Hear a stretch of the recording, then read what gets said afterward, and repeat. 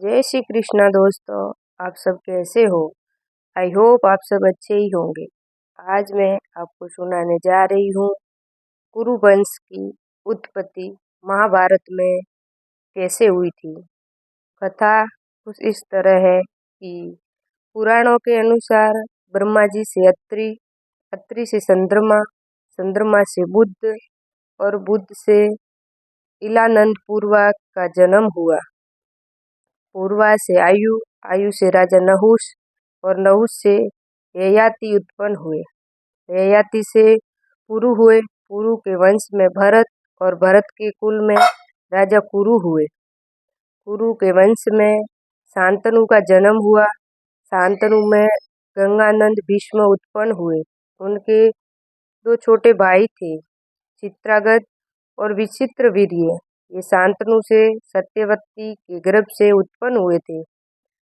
शांतनु के स्वर्गलोक चले जाने पर भीष्म ने अविवाहित रहकर अपने भाई विचित्रवीर्य के राज्य का पालन किया। भीष्म महाभारत के प्रमुख पात्रों में से एक हैं। ये महाराजा शांतनु के पुत्र थे। अपने पिता को दिए गए वचन के कारण इन्होंने आजीवन ब्रह्मचर्य का व्रत लिया था। इन्हें ईर्ष्या मृत्यु का वरदान प्राप्त था। एक बार हस्तिनापुर नरेश दुष्यंत आखेट खेलने वन में गए। जिस वन में वे शिकार के लिए गए थे, उसी वन में कण्व ऋषि का आश्रम था। कण्व ऋषि के दर्शन करने के लिए महाराज दुष्यंत उनके आश्रम पहुंच गए। पुकार लगाने पर एक अति लावण्यमयी कन्या ने आश्रम से निकलकर कहा, हे राजन, महर्षि तो तीर्थ यात्रा पर गए हैं, किंतु आपका इस आश्रम में स्वागत है। उस कन्या को देखकर महाराज दुष्यंत ने पूछा, बालिके, आप कौन हैं? बालिका ने कहा, मेरा नाम शंकुतला है और मैं कण्व ऋषि की पुत्री हूँ। उस कन्या की बात सुनकर महाराज दुष्यंत आश्चर्यचकित होकर बोले, महर्षि तो आजम ब्रह्मचारी हैं, फिर आप उनकी पुत्री कैसे हुई? उनके इस प्रश्न के उत्तर में शंकुतला ने कहा, वास्तव में मेरे माता पिता मेनका और विश्वामित्र हैं। मेरी माता ने मेरे जन्म होते ही मुझे वन में छोड़ दिया था, जहाँ पर शंकुंत नामक पक्षी ने मेरी रक्षा की। इसीलिए मेरा नाम शंकुंतला पड़ा। इसके बाद कर्णव ऋषि की दृष्टि मुझ पर पड़ी और वे मुझे अपने आश्रम में ले आए। उन्होंने ही मेरा भरण पोषण किया। जन्म देने वाला, पोषण करने वाला और अन्न देने वाला, ये तीनों ही पिता कहे जाते हैं। इस प्रकार कर्णव ऋषि मेरे पिता हुए। शंकुंतला के वचनों को सुनकर महाराज दुष्यंत ने कहा, शंकुंतले, तुम क्षत्रिय कन्या हो। यदि तुम्हें किसी प्रकार की आपत्ति न हो तो मैं तुमसे विवाह करना चाहता हूँ। शंकुंतला श्री महाराज दुष्यंत पर मोहित हो चुकी थी, अतः अपनी स्वीकृति प्रदान कर दी। दोनों ने गंधर्व विवाह कर लिया। उस काल महाराज दुष्यंत ने शंकुंतला के साथ विहार करते हुए वन में ही व्यतीत किया। फिर एक दिन वे शंकुंतला से बोले, हे प्रियतम, मुझे अब अपना राजकार्य देखने के लिए हस्तिनापुर प्रस्थान करना होगा। महर्षि कर्णव के तीर्थ यात्रा से लौट आने पर मैं तुम्हें यहाँ से विदा कराकर अपने राजभवन में ले जाऊंगा। इतना कहकर महाराज ने शंकुंतला को अपने प्रेम के प्रतीक के रूप में अपनी स्वर्ण मुद्रिका दी और हस्तिनापुर चले गए।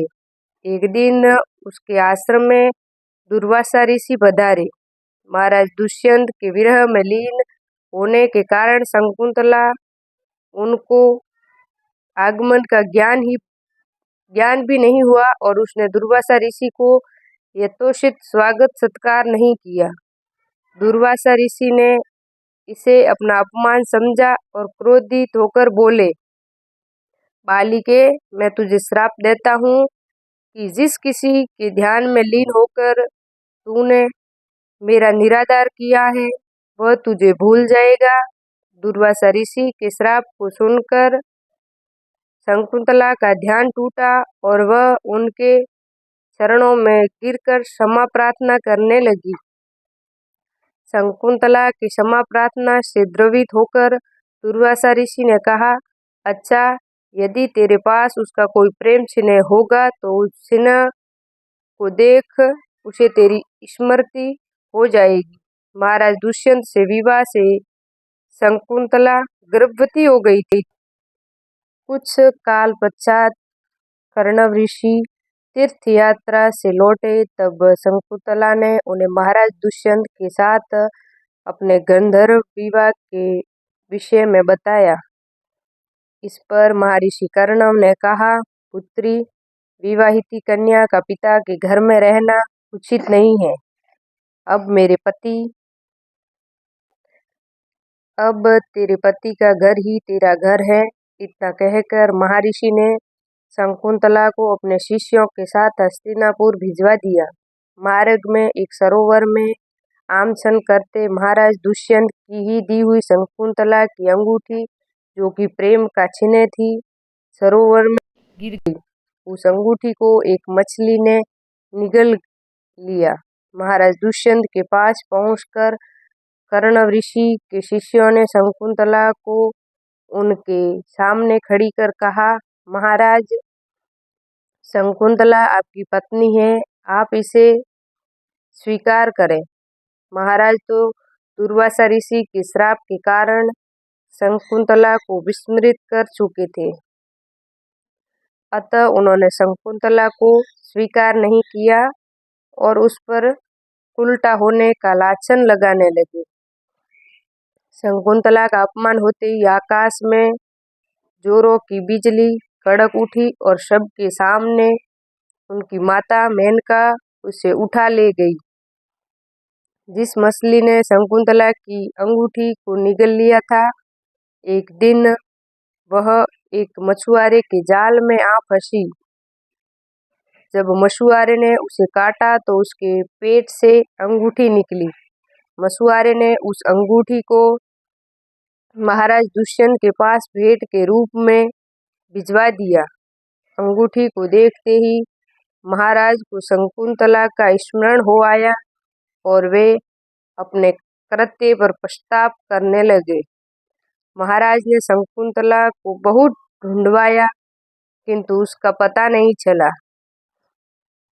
कुछ दिनों के बाद देवराज इंद्र के निमंत्रण पाकर देवासुर संग्राम में उनकी सहायता करने के लिए महाराज दुष्यंत इंद्र की नगरी अमरावती गए।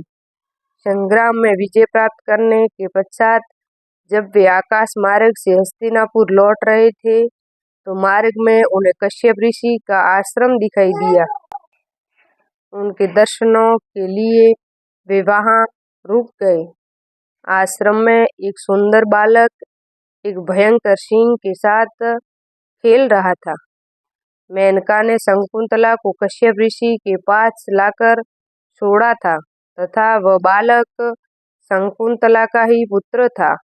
उस बालक को देखकर महाराज के हृदय में प्रेम की भावना उमड़ पड़ी। वे उसे गोद में उठाने के लिए आगे बढ़े तो शकुंतला की सखी चिल्ला उठी, हे भद्र पुरुष, आप इस बालक को न छुएं, अन्यथा उसकी भुजा में बंधा काला डोरा सांप बनकर आपको डस लेगा।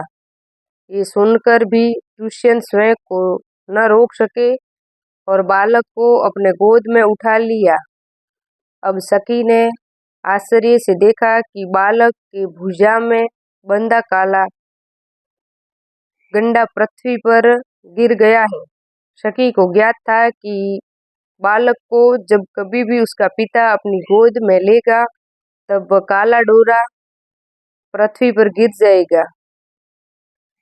सखी ने प्रसन्न होकर समस्त वृत्तांत शकुंतला को सुनाया।